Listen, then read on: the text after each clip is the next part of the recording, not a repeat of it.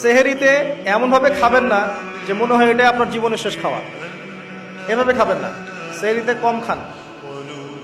যত বেশি খাবেন তত বেশি আপনি অলস হয়ে যাবেন।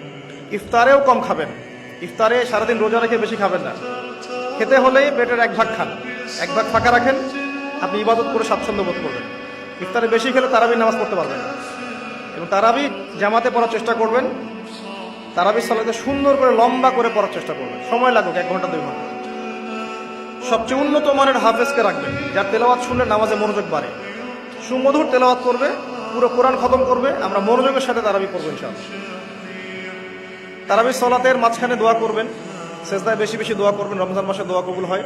রোজা রাখা অবস্থায় বেশি বেশি দোয়া করবেন, নিজের জন্য, পরিবারের জন্য, আত্মীয় স্বজনের জন্য, দেশের জন্য, উম্মার জন্য, সবার জন্য দোয়া করবেন। দোয়ার মধ্যে সাম্প্রদায়িক হবেন না, স্বার্থপর হবেন না, সবার জন্য দোয়া করতে শেখেন। আল্লাহ পাক আপনার দোয়া বেশি বেশি কবুল করবেন ইনশাআল্লাহ।